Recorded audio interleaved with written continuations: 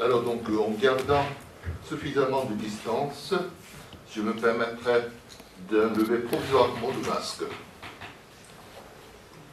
Monsieur le directeur de Philapost, qui est juste de génération Goldrack, et monsieur le ministre de l'ambassade du Japon, mon vieil ami de 20 ans, mesdames et messieurs, en tant que président de la Maison de la Culture du Japon à Paris, je suis vraiment ravi de vous accueillir aujourd'hui pour la cérémonie de présentation du bloc de timbre Goldrack. Nous sommes honorés d'être le lieu de cette cérémonie au moment même de l'exposition Goldrack Experience qui se tient actuellement chez nous rencontre un si grand succès auprès du public français. Je dois vous avouer que, en fait, j'ignorais le fait que Goldrack soit aussi populaire en France.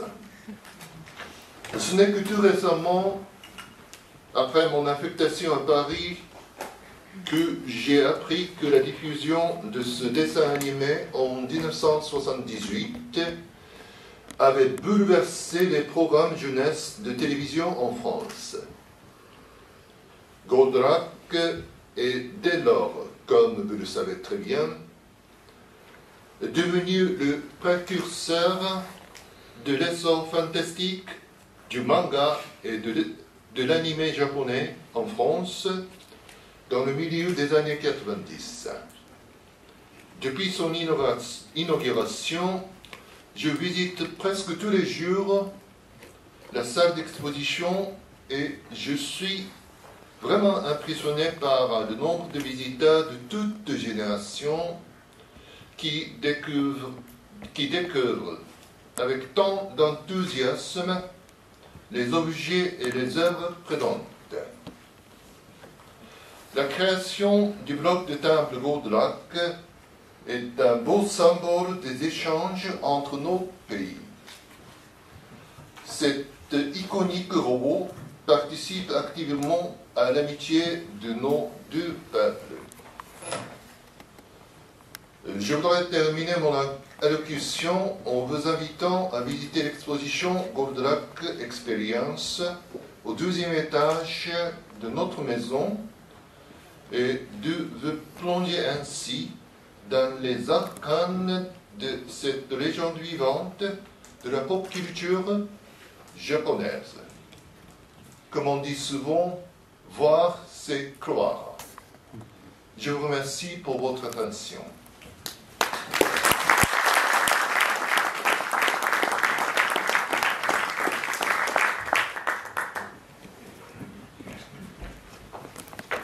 Bonjour, je vais prendre la parole un peu plus tard, mais je vais demander tout d'abord à M. Suzuki, le président de la Maison de la Culture du Japon en France, de venir à mes côtés. Je vais demander à M. Matsuda, ministre, directeur du service culture et communication de l'ambassade du Japon en France, de venir aussi peut-être ici. À Ségolène Godeluc, je ne sais pas comment la présenter puisqu'elle a deux casquettes aujourd'hui, puisqu'elle est la directrice de la communication et des relations institutionnelles de Philapost que je dirige, mais elle est aussi, mais c'est le hasard, celle qui est à l'origine de la demande de ce timbre, et j'expliquerai un peu plus tard comment ça s'est passé de venir ici, et moi je vais être de ce côté, et on va commencer tout simplement, parce que vous attendez tous, c'est dévoiler le timbre, messieurs, et puis peut-être en premier, un document philatélique, on va y aller ensemble. Donc, non. Peut-être le timbre, alors allez-y.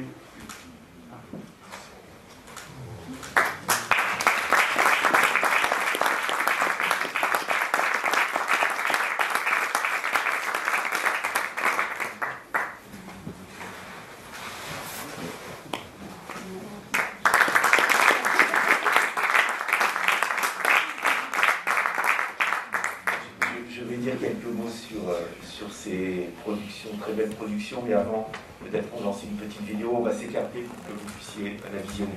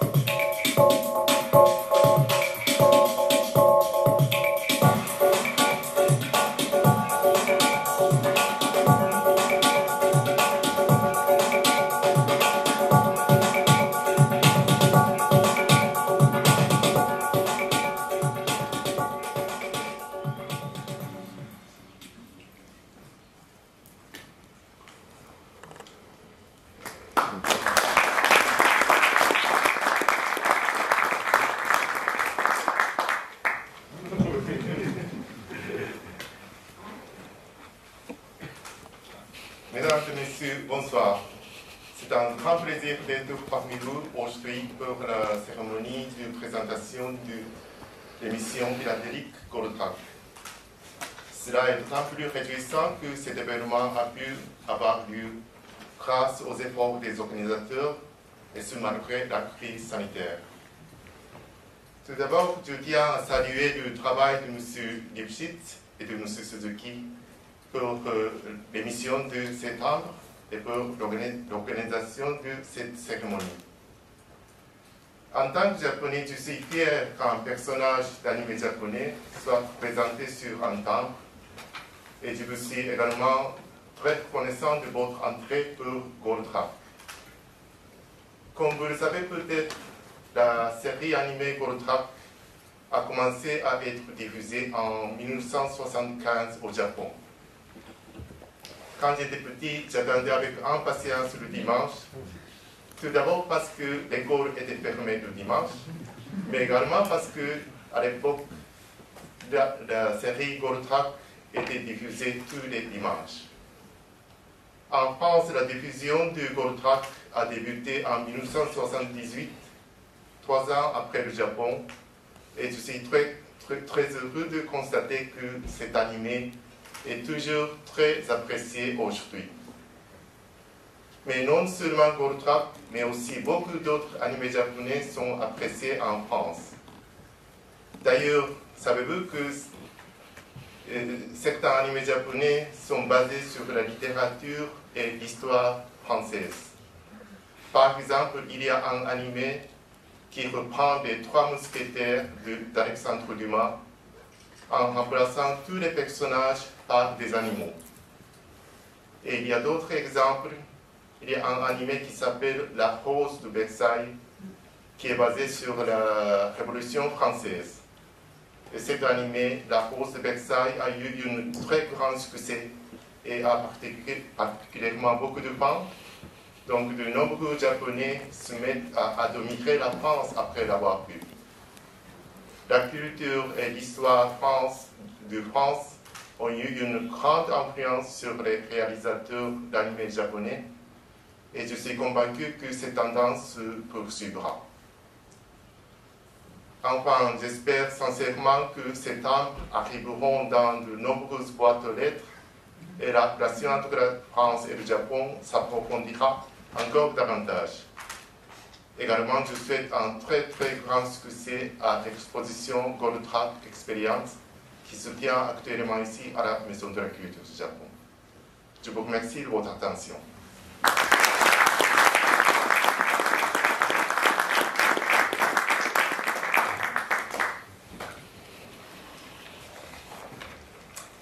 Bonsoir. Je ne suis pas venue les mains vides, en fait elles sont pleines de souvenirs d'enfance. Oui, Gilles disait qu'il ne le savait peut-être pas par quel nom me présenter. Pour certains, je suis la fille d'eux, mais surtout pour vous ce soir, je suis la femme d'eux. Et c'est à ce titre-là que j'ai en effet fait cette demande d'émission. Alors oui, je me dis, allez moi aussi, je me lâche, j'enlève le masque. Mais je vais peut-être pas enlever que le masque aussi d'ailleurs. Une petite histoire. La petite histoire, c'est celle d'un jeune ch'ti qui est né à Arras, qui a travaillé en Afrique pour la Total et qui se marie dans les années 70.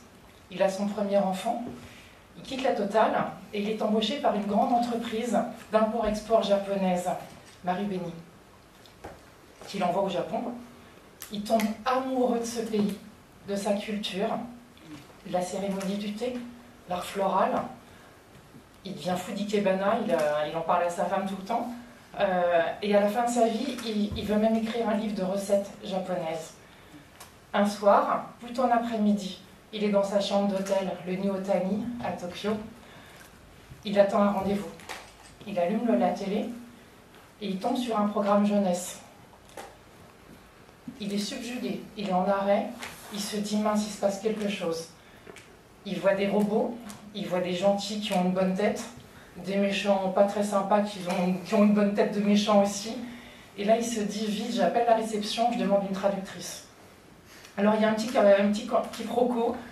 Les jeunes femmes, parce qu'il n'y en aura pas qu'une, montent dans sa chambre d'hôtel, ne comprennent pas trop, elles voient quelqu'un s'agiter devant le poste de télé. Et la deuxième commence à comprendre qu'il s'agit vraiment de la télé et pas d'autre chose. Et qu'il faut traduire ce qu'elle voit à la télé. Et surtout, qui produit ce qu'elle voit à la télé.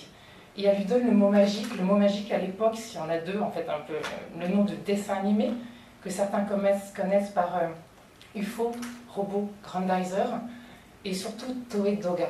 Toe Doga, c'est ceux qui ont les droits à ce moment-là au Japon. Mon papa cherche un annuaire dans la chambre d'hôtel, parce que oui, il s'agit de mon papa dans cette chambre. Il demande à la jeune femme de trouver Toe Doga dans l'annuaire. Elle appelle Toe Doga. Elle tombe heureusement sur quelqu'un qui parle anglais. Ils prennent rendez-vous le soir même, et le soir, dans le restaurant, toute l'histoire de Goldorak va commencer. Cette histoire-là, c'est l'histoire de ce Français qui revient, on va dire ensuite, monter sa société de distribution et de production de dessins animés. Mais surtout, c'est la diffusion, on en parlait, le 3 juillet 78, un peu en catimini, les chaînes étaient un peu frileuses à l'époque, hein. C'était super violent, mine de rien, pour l'époque. Alors, à côté de Fortnite, c'est ridicule, on est tous d'accord. Mais voilà, ils sont allés à petits pas, sauf que la météo, et quand on dit « toi, le ciel t'aidera », bah, le ciel a aidé Goldorak ce jour-là, parce que tous les gamins se sont retrouvés devant la télé, et ça n'a pas désempli. L'audimat a explosé.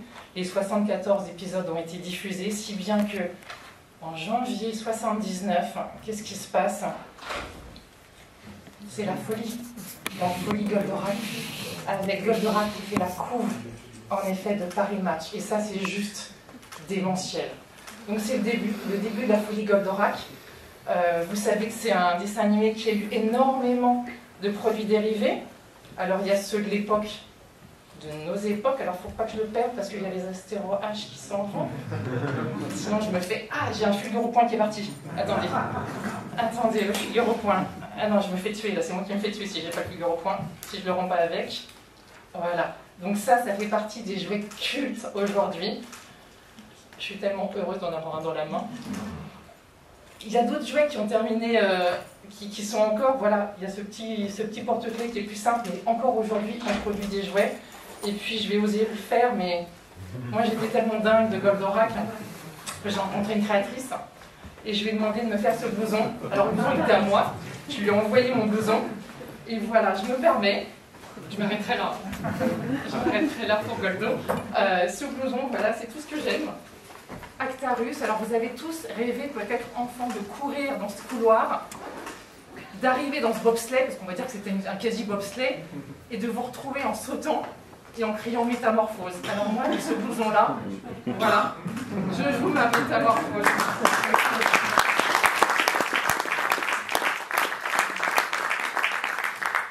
Je me permets juste de vous dire que mon papa a vu, mon père, donc Bruno Renilchez, connu aussi sur le nom de Hubert Chanzu, quand il a vu ce dessin animé.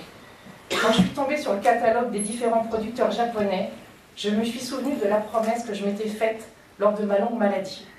Et en fait, il était resté cloué à peu près 1 an dans son lit avant ses 10 ans. Il avait une myasthénie. C'était quoi cette promesse? C'était apporter le rêve qui rend tous les enfants égaux, handicapés ou non. Ces dessins animés étaient le détonateur attendu depuis longtemps. Ce héros n'est pas qu'une simple avant-garde, il est le précurseur, la vague de fond porteuse d'éléments constitutifs d'une nouvelle culture, celle des mangas. Ils débroussailleront le chemin qui permettra à d'autres richesses du Japon de se faire connaître au monde occidental. Alors oui, il y a une radio qui a diffusé le 1er janvier 2021 une émission qui s'appelait « On a tous besoin de Goldorak ». Donc aujourd'hui, je pense que le message, il est clair. En tout cas, pour moi, il l'est. J'ai besoin de Goldorak. Et ces timbres, c'est juste le plus grand des petits supports de communication qui va pouvoir le dire aussi.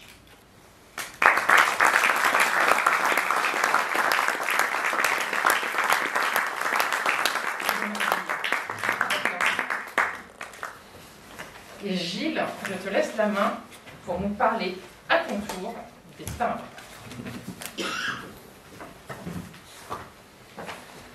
Alors oui, on va essayer de parler un petit peu de timbre.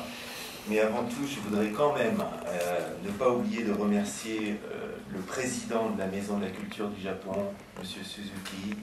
Vraiment, merci beaucoup pour votre accueil. Merci à votre équipe, parce que je sais que ça s'est très bien passé pour l'organisation. Et comme on dit, alors j'espère que je ne vais pas me tromper, domo, arigato, gozaimasu.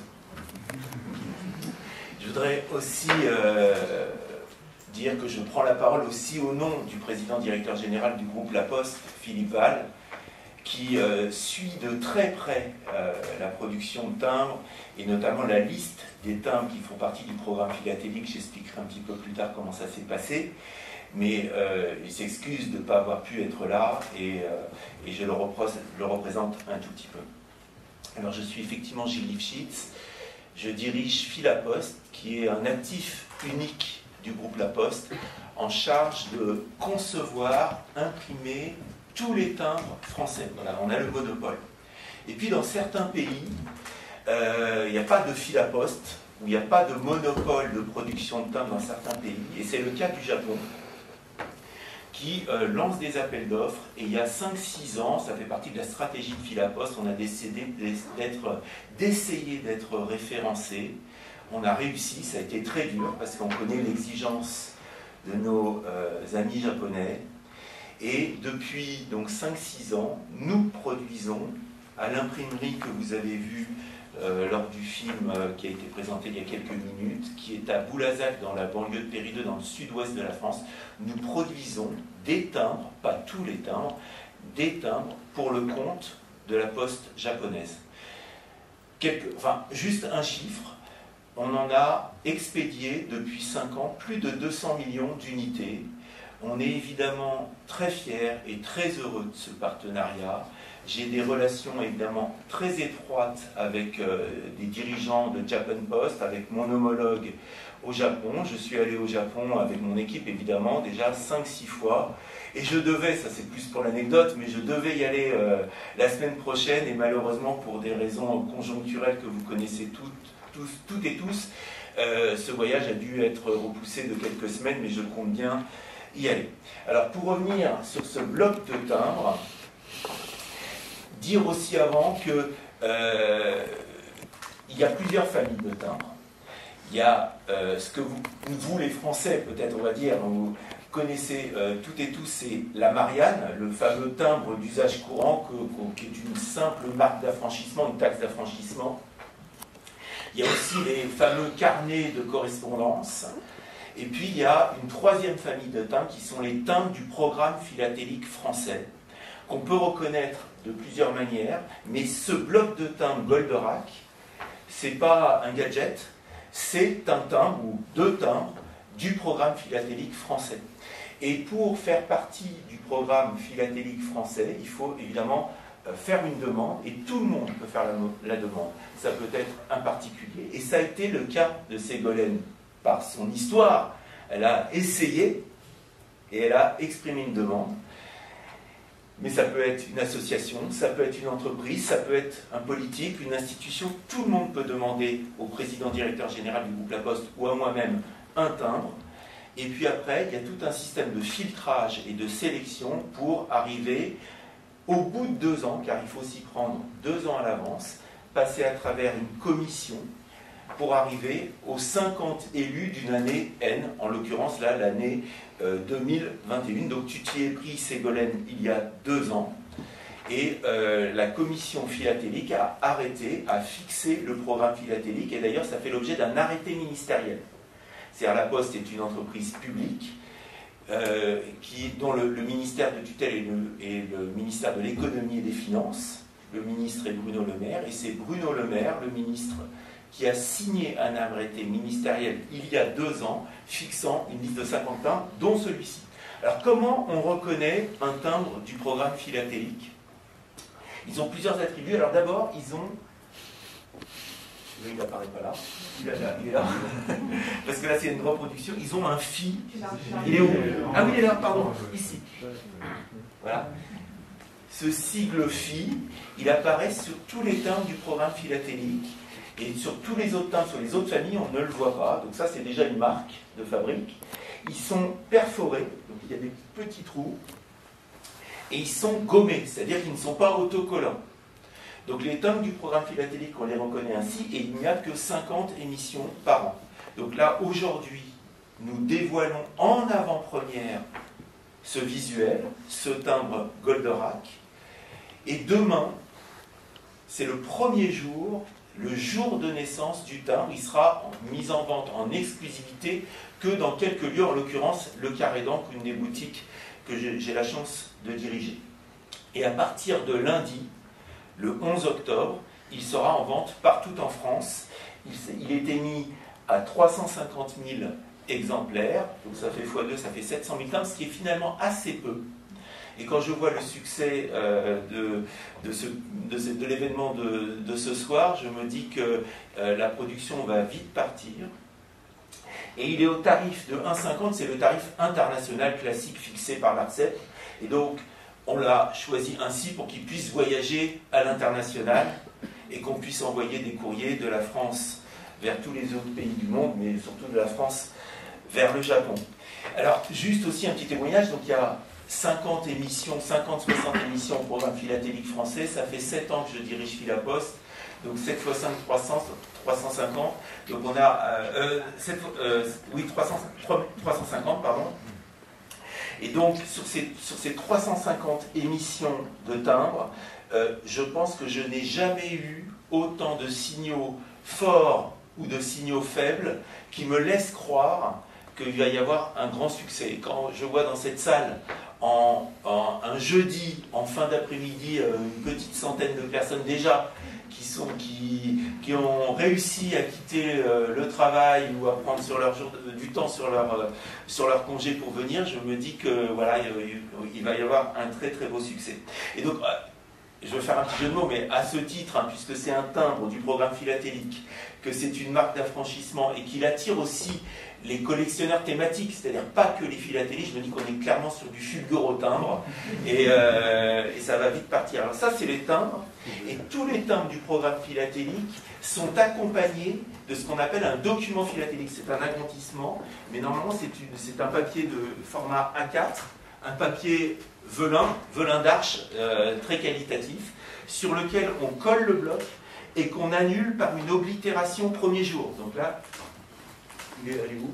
Au milieu. Là, ici, vous avez donc un coup de tampon, la fameuse oblitération de la Poste, qui a pour objet d'annuler un timbre, qui permettrait, quand on annule un timbre sur une enveloppe, de ne pas le réutiliser une deuxième fois. Sauf que la spécificité de l'oblitération, comme on dit premier jour, c'est qu'elle est datée de demain, le jour de naissance du timbre. Et donc les philatélistes, et il y en a quelques-uns dans la salle, je les reconnais parce que je les connais bien, eh bien ils vont s'empresser d'acheter ce document philatélique qui est, lui, pour le coup, émis à 5-6 000 exemplaires, ou 7 000 exemplaires. Donc là, on est vraiment sur une pièce rare. Et je vous invite, il y en aura encore demain, une semaine ou deux, mais je vous invite à acheter ce document philatélique. Je ne fais pas beaucoup de business, ça vaut 6 ou 7 euros. 8 euros, voilà, c'est pas une grosse somme, mais peut-être que dans 46 ans, puisqu'on fête le 46e anniversaire, peut-être que dans 46 ans, cette pièce-là aura une certaine valeur, au moins sentimentale, et on se souviendra qu'on était tous ensemble ici à la Maison de la Culture. Pour terminer, juste un petit clin d'œil pour vous dire que avec Goldorak, on voyage de l'espace vers la Terre. Demain après-midi, vous voyez, je vais faire à peu près le même travail, mais sur une toute autre thématique, puisque je vais présenter un timbre pour les 60 ans du CNES, cette agence spatiale française, cette institution. Et là, pour le coup, on voyage de la Terre vers l'espace. Et dans l'intervalle, c'est-à-dire demain matin, j'aurai la chance de me retrouver à nouveau au Carré d'Ancre pour, en compagnie de son Excellence, Monsieur l'ambassadeur du Japon en France, pour dévoiler ce qu'on appelle une émission conjointe. Au sein du programme philatélique, il y a des thématiques qu'on fixe 2 ans à l'avance, comme je vous l'ai expliqué, et puis on décide de temps en temps, de manière assez exceptionnelle, 1 ou 2 maximum par an, mais parfois 0, de lancer ce qu'on appelle une émission conjointe ou une émission commune, c'est-à-dire qu'avec un pays ou une poste partenaire, lancer le même timbre, c'est-à-dire qu'il y aura le même visuel, qui sont produits par les deux pays et qui sont lancés le même jour. Donc là, on n'est plus sur du Goldorak, on sera sur des boîtes aux lettres. J'en parlerai demain, donc ce n'est pas l'objet de mon propos aujourd'hui. Mais c'est aussi pour souligner voilà, que c'est quand même une semaine assez exceptionnelle. Souligner effectivement, comme vous l'avez dit, messieurs, les liens forts et le dialogue fort qui unit nos deux pays et nos deux postes. Et j'ai la chance, une fois de plus, de diriger Philapost et très fier de pouvoir, une fois de plus, vous présenter en votre compagnie. Et encore merci, Monsieur le Président, dans cette maison, très belle maison que je ne connaissais pas, que de vue, puisque je ne faisais que passer ces beaux timbres. Merci d'être là. Et juste pour terminer, je vais, au nom du Président Philippe Val, Ségolène, messieurs, venez. Je vais vous offrir ce qu'on appelle une escarboucle, qui est juste un support au logo de la Poste, mais vous offrir les produits. Alors, très en avant-première, puisque le timbre ne sort officiellement que demain. Et donc, aujourd'hui, il n'existe pas. Donc, je vous... Ça, on ne peut pas l'utiliser. Non, vous ne pouvez pas l'utiliser aujourd'hui. Tenez, c'est pour vous faire dessus. Oui, attendez, monsieur le ministre, tenez, Ségolène vient. On va faire une photo tous ensemble. Et après, je vais remettre mon masque, peut-être une photo sans masque. Voilà. Peut-être qu'on peut se mettre, on va entourer le temps. Venez. Voilà, venez. Voilà, ça, je vais accompagner Ségolène. Voilà. Merci à vous. Merci à vous.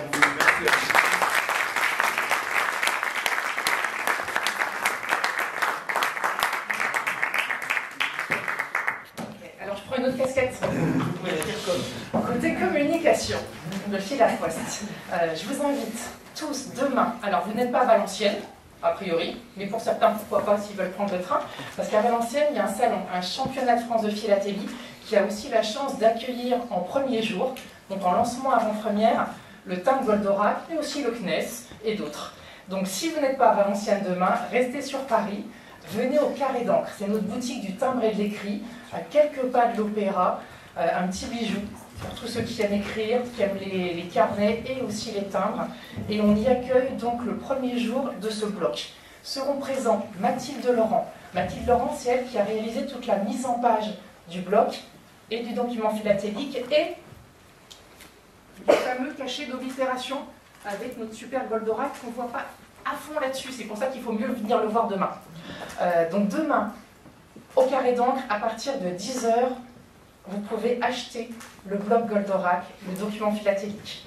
À 11 h, on a la séquence institutionnelle avec l'ambassadeur du Japon en France pour les blocs France-Japon. Seront également proposés un atelier mail art et calligraphie personnalisée avec une jeune femme qui s'appelle Pepper Break, Sandrine Fabi, qui est habituée à venir dans la boutique. Donc n'hésitez pas à venir vous faire aussi calligraphier, on va dire, votre nom ou autre chose dans cette boutique-là. On aura aussi le livre « Il était une fois Goldorak » qui sera proposé et une autre dédicace, celle du blog France-Japon sur les boîtes aux lettres. On vous invite tout à l'heure, je ne dis pas on, non, pardon, c'est pas nous, c'est Primprod, l'organisation, et merci encore à Jérémy Serron qui est ici. Merci infiniment. Vous êtes tous invités à monter quelques étages pour vous retrouver en pleine immersion dans l'expo Goldorak, à ne pas rater.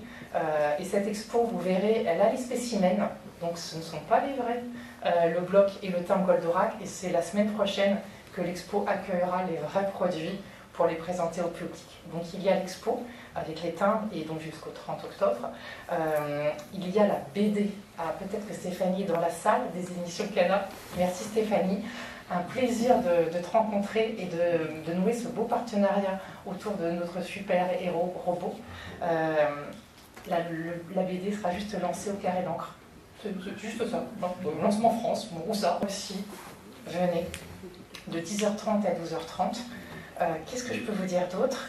Et puis à la fin du mois, on reste en mode Goldorak. Il y a la soirée au Grand Rex, Retro Night. Là aussi, il se peut qu'il y ait les timbres qui soient proposés pour ceux qui viendront à la soirée. Donc on en est ravis, et autant vous dire que j'ai déjà ma place dans la soirée, je ne suis pas la seule. Voilà. Donc vous savez tout sur le lancement de ce bloc de toute une génération. Et puis écoutez, on est à votre disposition si vous souhaitez échanger, si vous souhaitez vous faire prendre en photo à côté du bloc ou du document philatélique. Les agrandissements sont là pour ça, pour s'amuser un peu. Et puis on ira tous ensuite, pour ceux qui peuvent, on pourra monter voir l'exposition Goldrack Experience.